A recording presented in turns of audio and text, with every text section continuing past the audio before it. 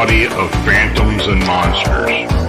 They exist among us, and sometimes they win. Even the devil was an angel once. The world has its own rules, and these rules are not human. Some of us seek answers to the origin and existence of cryptids and the unexplained. Join us as we venture beyond the known and accepted boundaries. Welcome to our nightmare. I think you're going to like it.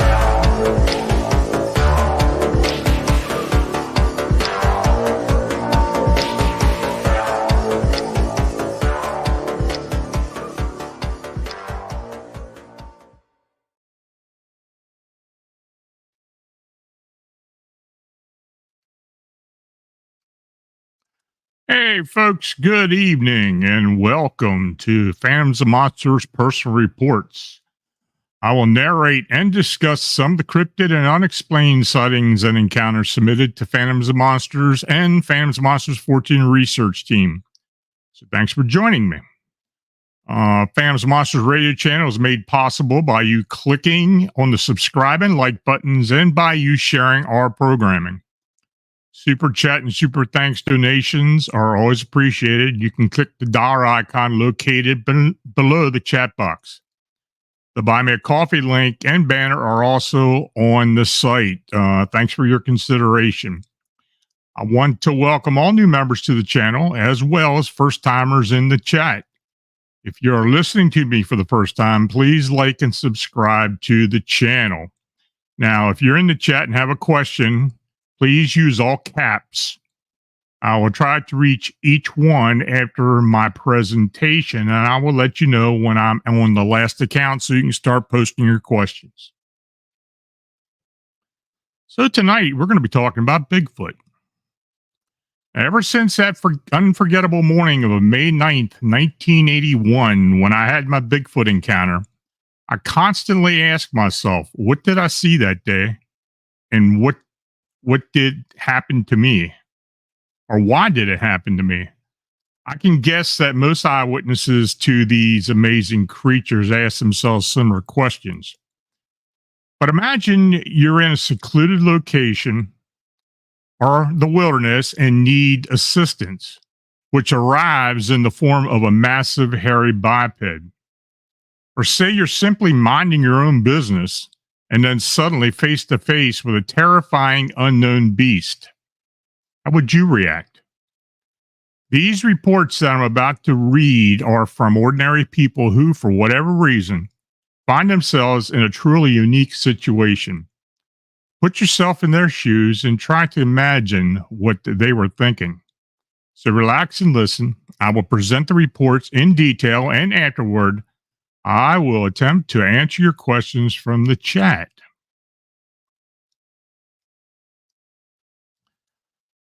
So, I gotta ask in this first account is pretty wild.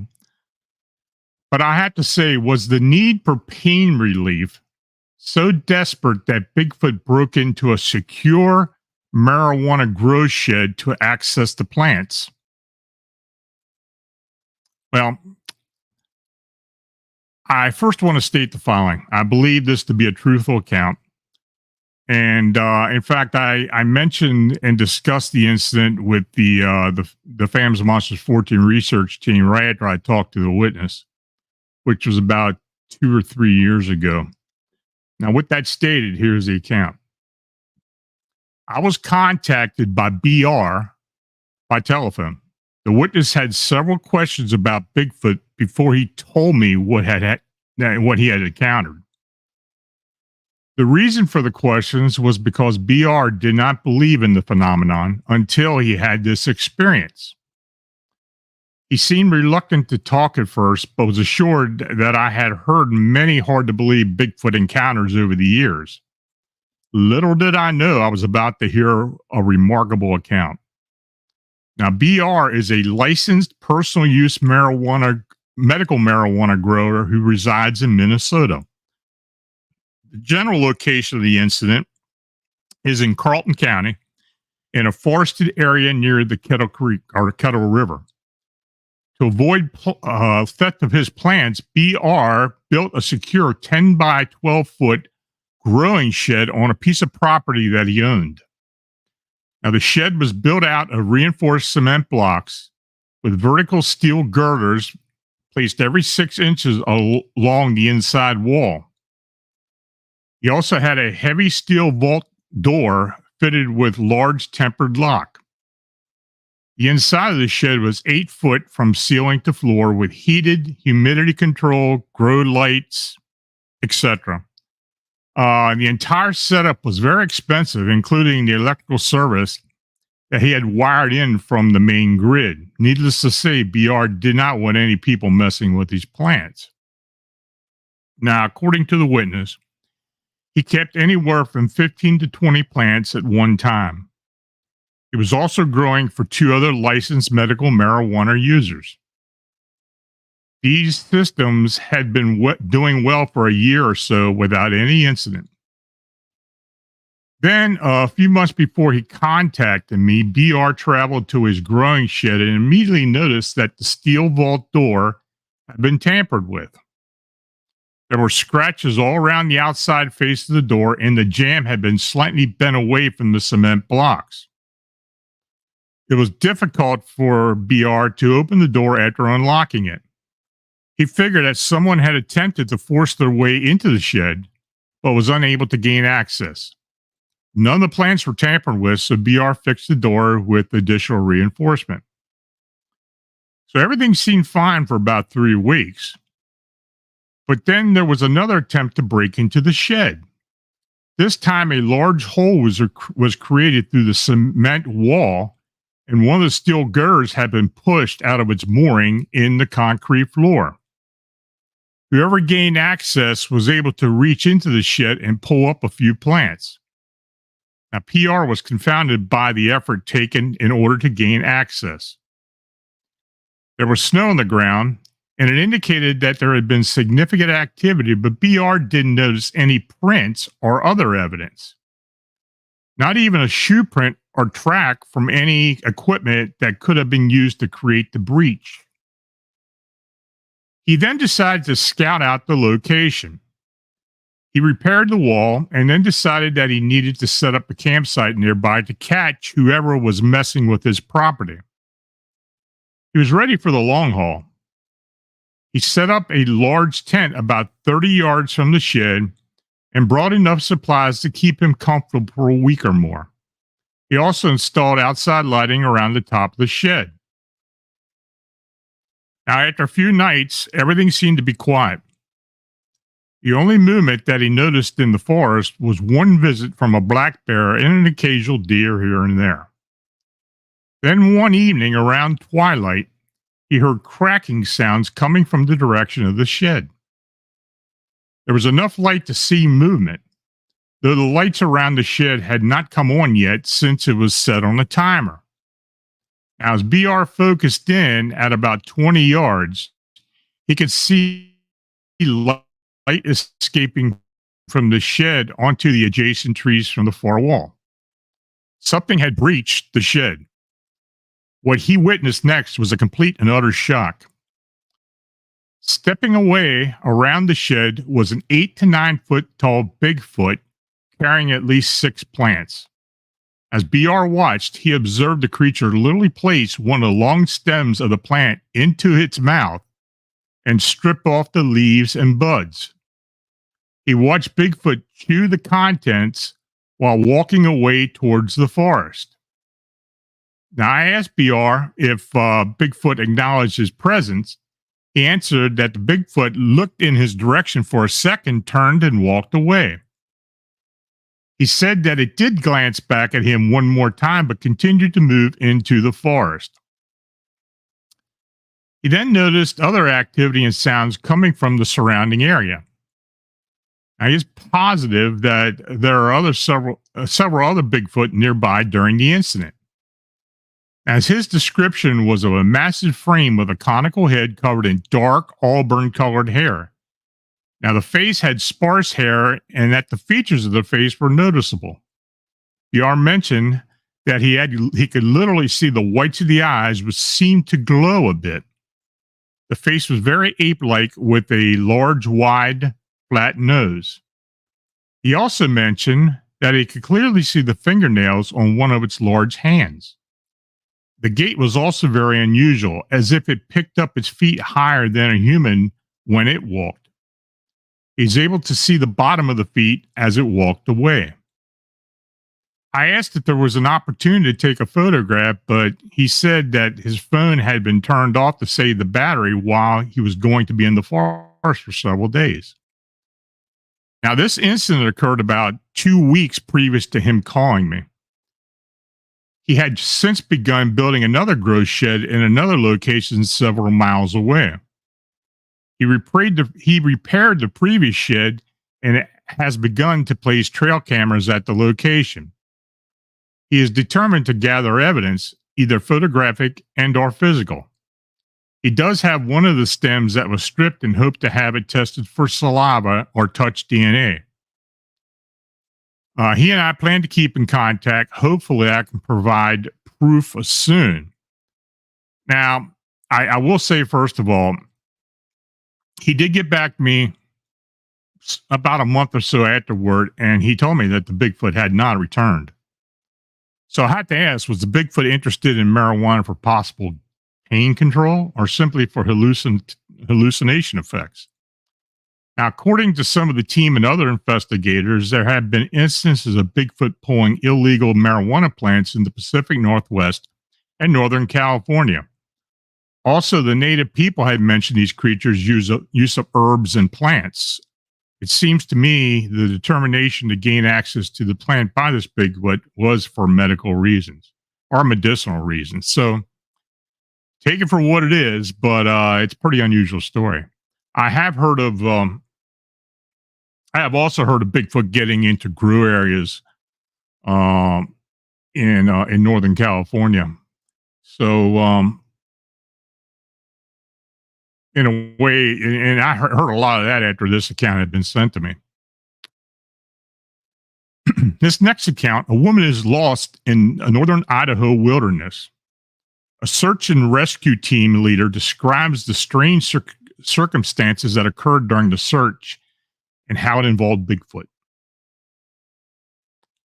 The witness states, I live in Eastern Washington, and I'm a 27-year firefighter paramedic veteran. I volunteer with several search and rescue teams from Washington to Idaho.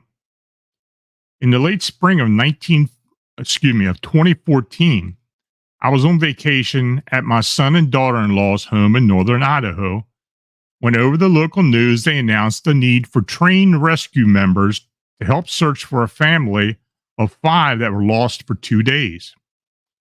I traveled with my seasonal rescue equipment, so I'm always prepared. I drove an hour and 45 minutes with my son to a northern Idaho town out of Bonner's Ferry where the command center was. We divided into teams of 7. Everyone from all over the north came out to help. I took the lead of my team and searched the high country at the border of Montana and Idaho. And when we arrived, we met a Montana conservation officer. He told us that the father and child had made it out, but he had to leave his wife because her hip seemed to be broken and she couldn't walk. He had left a .357 Magnum pistol with her for protection and signal for rescuers. She also had a whistle. Now, as we headed up the mountain, after 1 hour, we ran into 3 search volunteers that were gassed from the off-trail search.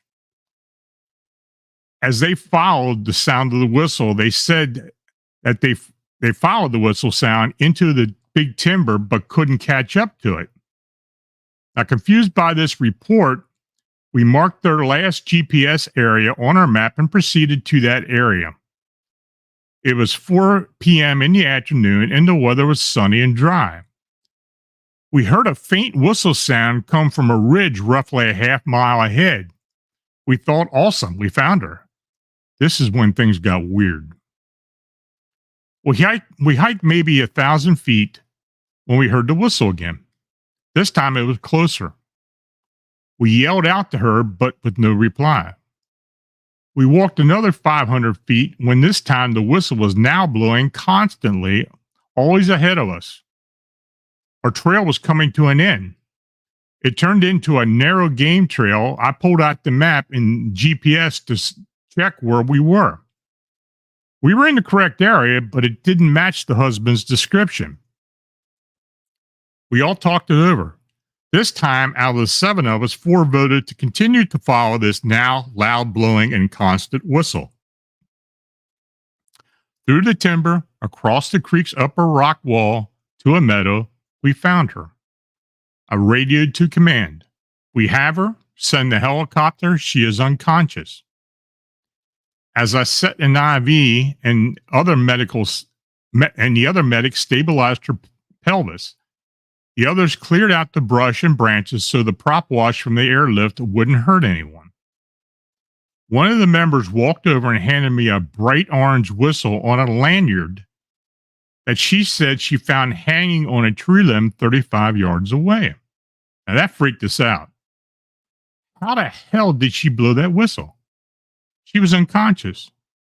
There were no other hikers on the mountain that we saw, and the area where the whistle was hanging was above a cliff just yards away. After she was recovered by Life Flight helicopter, we headed out to the command center. The sheriff greeted us. He took us aside and asked all of us if we saw anything strange. Apparently, when the helicopter was approaching, they both saw a large creature walking away from where we were. We told them about the traveling whistle and how it kept moving as we followed, and that's how we found the victim. Now, I've heard stories of people being helped by these creatures, or Bigfoot as you call them. There are 9 of us, a sheriff, 2 firefighters, me, and others who experienced this wonder. Now, I had to tell you, this is one of the wilder accounts I've heard involving Bigfoot. But I have heard similar experiences coming from search and rescue teams. So, yeah, that's a pretty good one. Now, in this next account, the last thing you expect to see while spending a quiet day fishing is a Bigfoot moving about on the shoreline and throwing rocks. A Kentucky native describes her frightening encounter in April 2001. Dear Lon, I currently live in southern Illinois with my husband. I grew up in rural Lyon County, Kentucky, and at home in the woods and around the water. My dad and I spent many weekends fishing. One early April 2001 morning, when I was 14, we pulled the boat out of the slip and headed south into Lake Barkley. It was an extremely overcast day with heavy fog. In fact, we almost canceled that day. About an hour after we moved into the river, the sun broke through the clouds and the fog started to lift. So Dad said he wanted to try out the brush piles in one of the shallow bays off the land between the lakes area. Dad pulled into one of the bays and dropped anchor. We then started fishing off the brush piles. I can remember that we were landing crappie and were having a very good morning. After an hour, things slowed down, so we decided to have some lunch. We sat in the boat, eating about 100 foot from the shore. I think it was close to noon, but I'm not positive. We had finished eating, and Dad started to pull the anchor when we heard a loud splash. We looked towards the brush pile, and again, there was a large, loud splash. Dad thought someone was throwing rocks, so he said that we needed to find another location. We started to pull off towards the main lake when I happened to glance a look at a man walking along the shore after it walked from behind the brush pile. Then I noticed that this was not a man because it had hair all over its entire body. It was a Bigfoot. I yelled at Dad and he looked as I pointed towards it. He cut the motor off and we sat there watching Bigfoot throw rocks into the water. It looked like it was trying to hit something. We watched for several minutes as Bigfoot moved in and out of the brush on shore. Now, Dad wanted to get closer so he could take a picture with his phone, but I was scared and I begged him to leave. The water was shallow, and I was afraid it would get mad and attack us.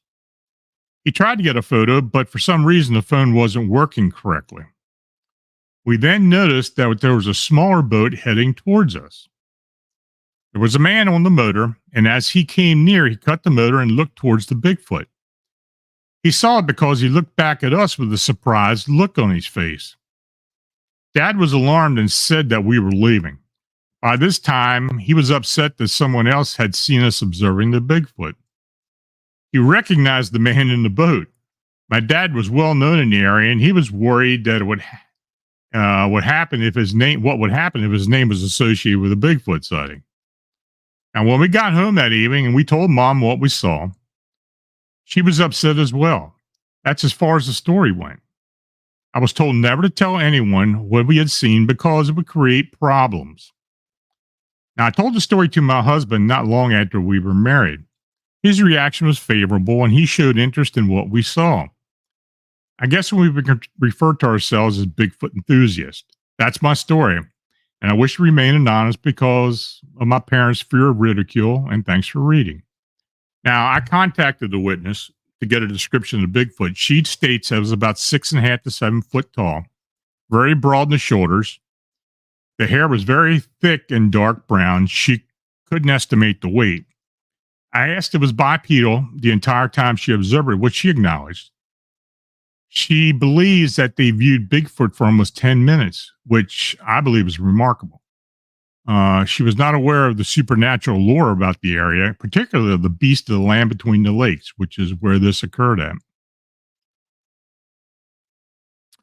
So in this next account, 2 Vietnam vets were driving through the Cascade Mountains, eventually stopping near Dodge, Oregon. They encountered a Sasquatch family group and described an amazing experience. The witness, age 73, asked not to be named, recalled an incident in 2004 which he claims that he encountered a family of Bigfoot. He and his friend were both Vietnam veterans. The witness served between 1970 and 1971. Now, at the time, his friend needed a ride to the VA in Portland.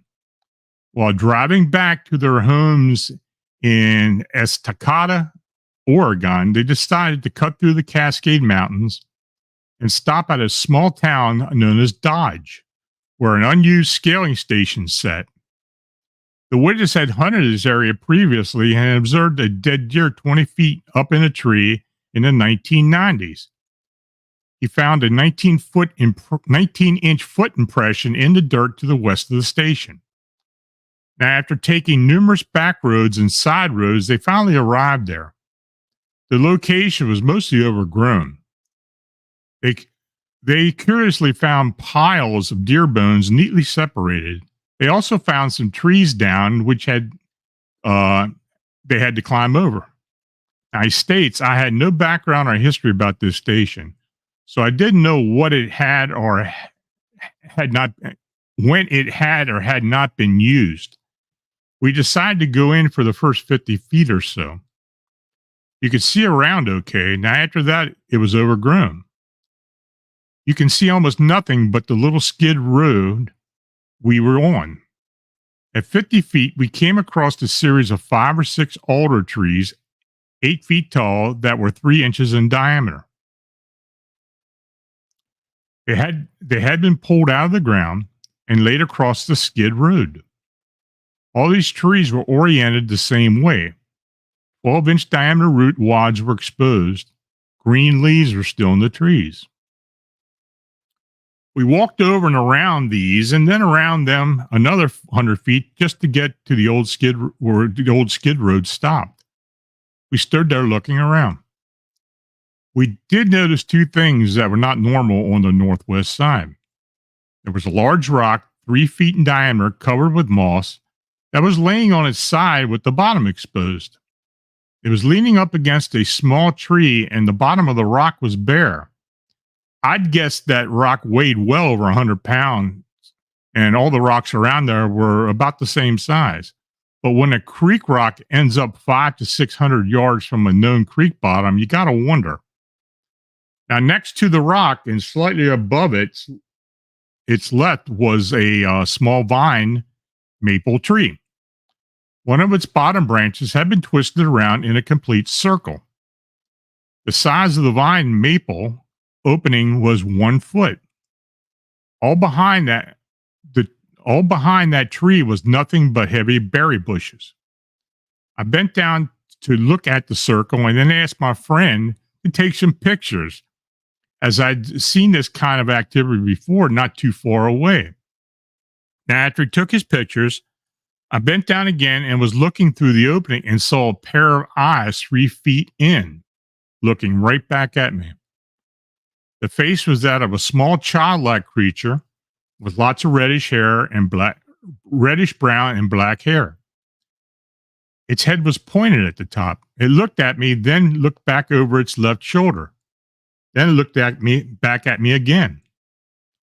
I looked where it was looking, and there sat another one about the same size right next to it.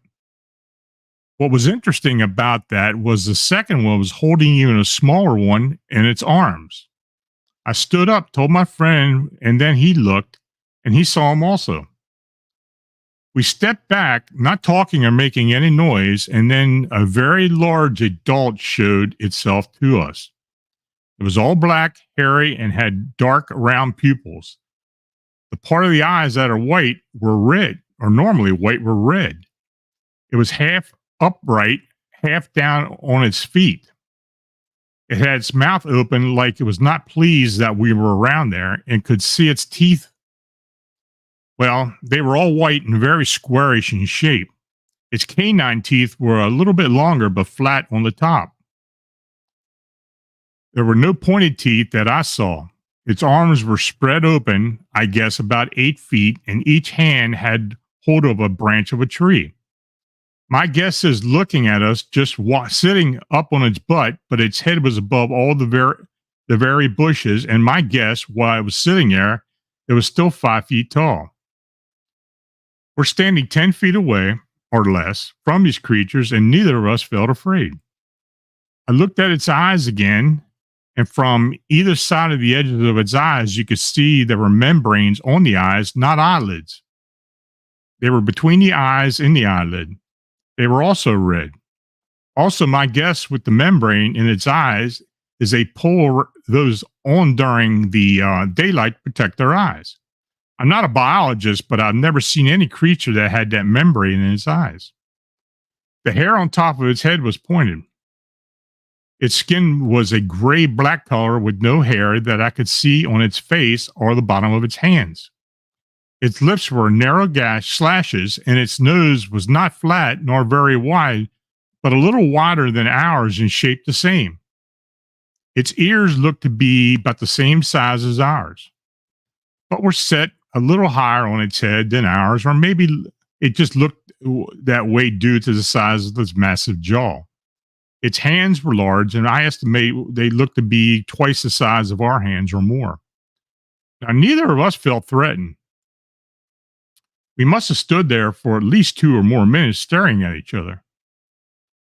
2 or more minutes and 10 feet or less in the wild with anything is like 2 lifetimes. We could hear other noises coming from the woods around us. So without talking and making any noise, we both turned and slowly walked out the old skid road, climbing over the stacked trees. Now, we didn't talk until we were back inside the truck. My friend then asked me just what it was we saw. I said I think we encountered a Sasquatch family. We watched the woods a little more, saw no movement, and then decided to leave. Now, my friend has since passed away. I've been back to the location at least a couple more times over the years. But the logging company that owned the land, they sold it and it's been logged out. Now the government owns the land and it's inaccessible. Now, this next account, 2 young men were on a cross-country road trip. One night, while stopped along a dark Oregon road to sleep, they were awakened by something pushing and moving the car. Now, back in June of 2000 is when my encounter took place. 1 year out of high school, my buddy and I were driving around the country. We spent the entire month of June driving and camping our way all over the country, all the way from the East Coast to the West, making a huge circle around the United States. Halfway through the trip, somewhere in Oregon, I decided to just pull off the road one night and sleep until morning. No point trying to set up camp in the rain and in dark at some desolate road.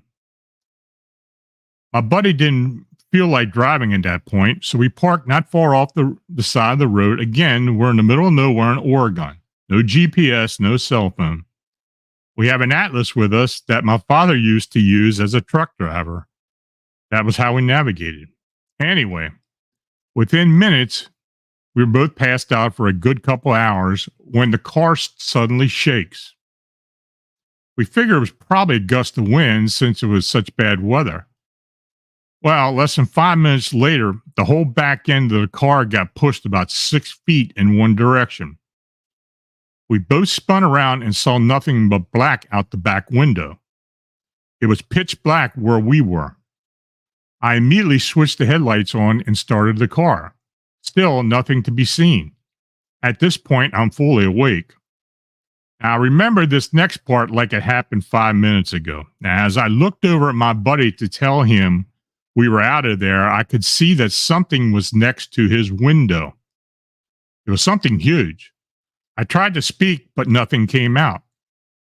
My buddy was looking at me and was staring out, and while I was staring out his window in shock and fear. I couldn't move. I was frozen. He then turned to see what was looking at him. Then at that moment, 2 giant yellow eyes appeared. They weren't right next to the car, but they were a short distance away. We were both frozen stiff. It was at this point the car got rocked again, this time side to side. That was enough to snap me out of whatever trance I was in. I slammed the car into drive and floored it. I remember almost losing control of the car as we hit the wet road. Now, my buddy was shaking so badly, I had a hard time steering. I drove until daybreak without taking my eyes off the road. Now, after that night, we cut our trip short. We both knew what we had seen. From what we can figure, this thing was crouched down staring at us with its hands still on top of the car. Now, after that, we both could see its eyes. It gave the car one last shove just to screw with us. Now, we did not camp another night as we stayed in hotels the next few nights until we got home. Now, until this day, I did not camp in remote areas. And whatever that thing was, it made it very clear that we weren't welcome. Now, the following account was relayed by a woman who states that she was canoeing, but started taking on water. Subsequently, she was rescued by a tribe of Bigfoot who nursed and protected her.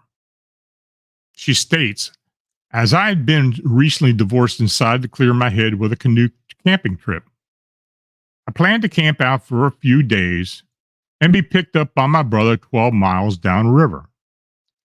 This normally would have been an easy, leisurely trip, but my canoe should have been retired years ago. I drove out to my launch point, locked up my truck, unloaded the canoe, and took off, knowing I would hit some small rapids a couple miles downriver. Now, when I did reach the rapids, my canoe started taking on water. Between trying to bail water and navigate the rapids, my canoe overturned and I was carried downstream. All I know is that shortly after overturning, I blacked out. I don't know how long I was unconscious, but when I came to, I heard something pulling. I felt something pulling on the shoulders of my life jacket. My vision was still blurry as I looked up into the face of a very hairy person. When I reached out to touch my head, I came back with blood, and my ankle felt a stabbing pain at every jostle. The hairy person pulled me to shore and left me alone under a tree. I was scared, not of the hairy person because it seemed clear that it meant me no harm, but because I was right in the middle of grizzly and cougar country, badly injured, with no way to protect myself. I started calling weakly for help, shivering and moaning in pain. it wasn't long before the hairy person appeared, again carrying a spear-like branch and several others. I didn't have the strength to sit up, and my body felt like it was slipping into a warm slumber. I heard some loud splashes all around me and a fragrant smell reminiscent of Honey Nut Cheerios came up around me. I also heard a sound near my head like that of a splat ball hitting the floor, and a strong odor that wafted toward me made it clear what they were doing. They were marking their territory. A warm fog of sleep finally overtook me, and I slept. Now, when I woke up to the Honey Nut Cheerios smell, it was replaced with a strong ammonia odor. The fragrant territory marker by my head wasn't the only one. There were similar markers around me as well. Near me was a small fire and a pile of wood, a pile of berries, and a crude clay bowl filled with water. Several hours must have passed because night had fallen and the forest behind me was dark. I was cared for, but alone. I felt battered and exhausted, but I knew that I needed to stay alert that night. I could hear movement in the forest behind me. A cougar appeared. It came closer, but it didn't try to get much closer than about 10 yards. A bear appeared later, and it sniffed the air and turned away as well. The behavior of the wildlife made it clear that the territory markers were there for my protection, and I made sure to stay within the area that night. I took short sleeping breaks throughout the night, trying to rest as much as I could. When I awoke around dawn the next day, I see my sleeping bag and backpack next to me. The sleeping bag was dry in the stuff sack, but my backpack was wet. I had some non-perishable food and a first aid kit in there that were still good to use, and I got busy cleaning my wounds and eating a granola bar. I felt I had some of my strength back. I needed to ration my food before I tried to hike back out with my swollen purple ankle. Now, as the sun rose higher in the sky, one of the hairy humans appeared and looked at the gear surrounding me. This time I was alert, and I took a close look at my caretaker. This one looked to be a male, and while it fit the description of what people call Bigfoot, I can't bring myself to calling him this name. These hairy humans were clearly intelligent, and to call them Bigfoot, the great North American ape, felt like an insult to its intelligence. His eyes settled on my knife, and he gestured towards it. I handed it to him, and he turned it over in his massive hands, looking at it closely. He stopped looking and handed the knife back to me, but I pushed it back towards him. I wanted him to have it and considered the spirit the other one I figured it would be useful to him. Now, out in the forest, the one with the spear returned and started speaking in a deep, quick-sounding utterance to my caretaker. They locked their eyes on me and pointed upriver. I looked in that direction and pointed that way as well as they grunted at me when I turned back to them. They were already striding back to the forest, and then they were gone. I was sitting in the fragrant circle for a while, waiting to see if they would return. But then I heard voices coming from the river. Before I could gather the strength to stand, people in an inflatable raft came into view. I yelled for help. I yelled that I was hurt, pointing to my head and ankle. They quickly paddled to the shore. They loaded me in the raft, and I left my gear behind during the extraction trip. My rescuers asked me what had happened. I told them everything except for the hairy humans. It was crazy enough that they saw me sitting among territory piles. I didn't want them to think I completely lost my mind. I know my experience was unique compared to what other people have experienced with these hairy humans. Maybe the group I encountered was a more advanced group of so-called Bigfoot. But to me, they will always be hairy humans. They rescued me from the river, they fed me, they kept me warm, and they even protected me in their strange way. If that doesn't make them more human than beast, I don't know what will. What I found fascinating about this was the fact that they had built a campfire. Now, were these really Bigfoot? Were these feral humans of some type? I have no idea. So here's the last account. And if you have questions, you can start posting them. When I was 5 years old, when I was 5 years old back in 1943, I had an encounter that could have possibly been a Bigfoot. I was lost out in the woods while camping with my parents somewhere in central Ohio, and this large female ape-like creature put me back in our camp. Then I started screaming, and my parents, who were out looking for me, heard me and came to the camp and found me. Now, I had basically kept this account to myself these many years. I was a lawyer here in Summit County for nearly 40 years and did not need any aspersions, cast upon my sanity. I have had 2 cancer surgeries in the past 6 months, and I now like to tell my story. I'm grateful to that blessed creature for my life and would like to honor her memory in some way.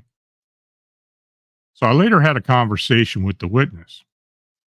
The subject stated he remembers being picked up by something. He saw its arm as he was being carried. He described that it looked to him like a gorilla woman. She had deep-set, big brown eyes. Since it was so long ago, he doesn't remember detail except that it had a fox-like color of brownish red. It was covered in coarse hair. He remembered being carried for what he thought had been 15 minutes or so. He described her as fast, strong, bigger than his father, who stood well over 6 feet. He recalls being held in an odor commonly described as dead or rotting meat. He stated that her teeth looked stained and that she had bad breath. I asked why a woman, and he said that he didn't know, but she acted that way. She had no enlarged breast. He also kept saying that she had deep brown eyes, but not so deeply cut into her skull. He said she took him and cut through the woods. He was terrified as she held him in her right arm. He remembers how fast she walked and that she cut through the forest like butter, and she knew where she was going. He said he cried hard, was terrified. But she didn't hurt him.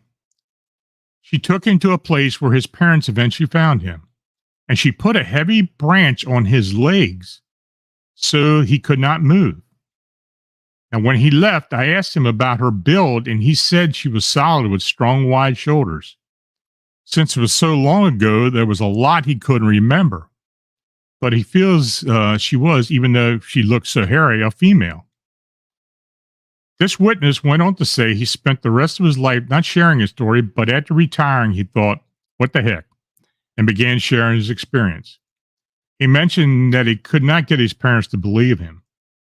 They passed it off as his imagination.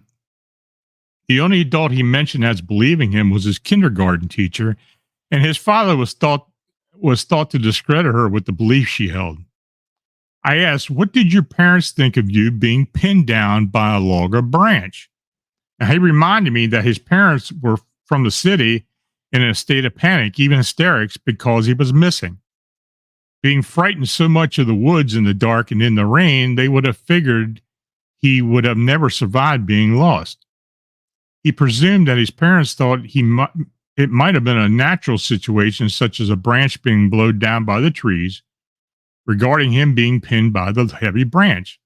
As unlikely as that sounds, it's certainly more acceptable than what he described as happening to him at the time. Now, he feels this report is important and that it may help influence young people to share any unusual experience that they have had. Now, back then, he had nowhere to go with it and nobody to talk to about it. And when he tried to talk about it, he was met with rejection. So after a while, he completely stopped, since he only met one adult person who had ever believed him. So, folks, if you have questions, put them in the chat, and we'll see if we can get to them.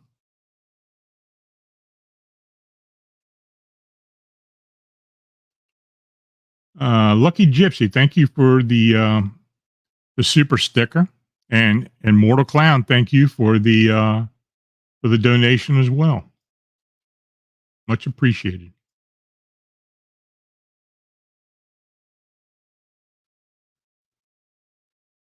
We have any questions? I don't see any.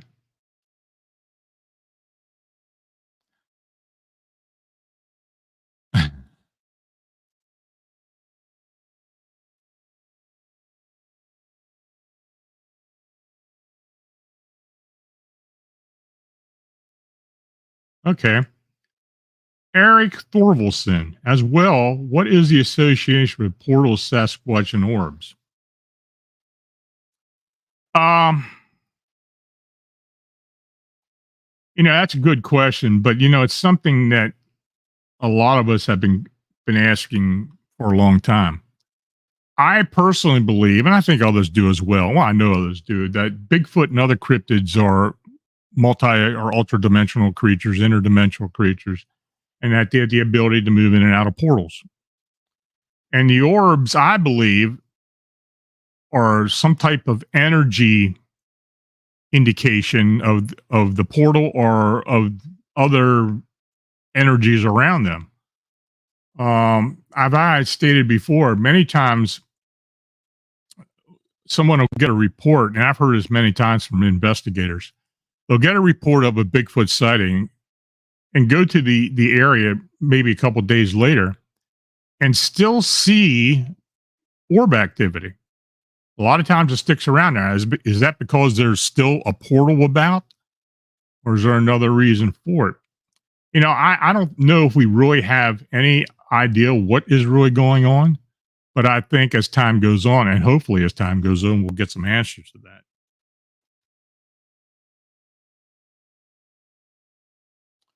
Amy Crew, do you have a speculation as to why he was pinned down? Um, I,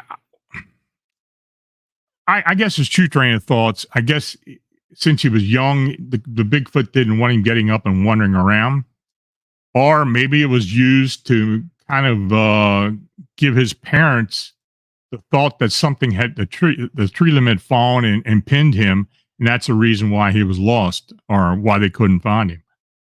That's the only thing I can think of. Carla Snyder, what was up with the Honey Nut Cheerio smell? Do you get many reports of good smells associated with Bigfoot? No, very rarely.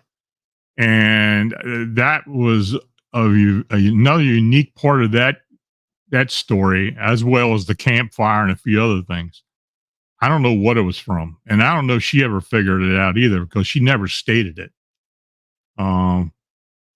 But she did mention it, and it was very pointed about it. So I don't know what it was, but it is interesting. And no, I don't get anything like that. B Cab, can you share your personal Bigfoot encounter? Oh man, do we have time? Well, okay. I'm going to do it briefly. It was 1981. I was fishing along the South Branch Patapsco River outside of Sykesville, Maryland. As I was fishing, there was a dog across the river, and this river is very narrow. And I heard the dog yelp. And as I looked up, I saw this thing rise up out of the bushes. I could see it was hairy. I could see it was huge. And as it rose up, it moved to my left and walked out of the bushes to the bank of the river and just stood there watching me.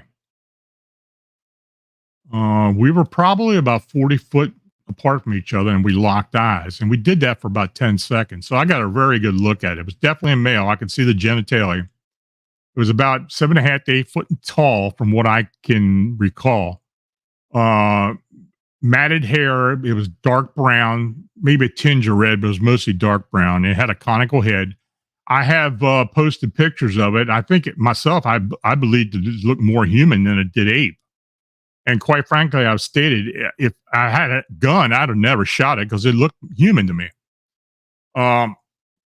Another aspect of the sighting was it was making a clicking sound. And I found out later that it may have been gnashing its teeth. Um, some type of nervous, some type of nervous sound it was making as it was watching me. I also noticed a slight odor that kind of reminded me of fox urine. So, but then after about 10 seconds, it turned around and walked quickly up into the woods. I went and reported this sighting, and I was told to go back to the location. I was only like a mile away from where I got to a phone and reported. So I was told to go back, which I wasn't happy about because I really didn't want to go back. But when I did go back, there was a Maryland State police officer already there, and they had a barricade across the road. So to me, they were following this thing for whatever reason. Now I did find out later there had been a sighting downriver earlier that day. Now, why they were interested in this thing, I have never found out. But I do know after I left, after the state police officer ran me off, and I came back about an hour later, that there were people all over the place looking for this thing, and they had a white tent built. I mean, they had put up a white tent across the river where I'd seen this thing. And there were people going in and out of the woods with dogs and such. I heard helicopters. So there were search helicopters around there. There were authorities from every jurisdiction around there, state, county, as well as Fed. And I know it was Feds because back in the early 80s, used to drive the black Wagoneers. So, yeah, so that was my encounter in a nutshell. But yeah, it's something that you just never forget. Any other questions?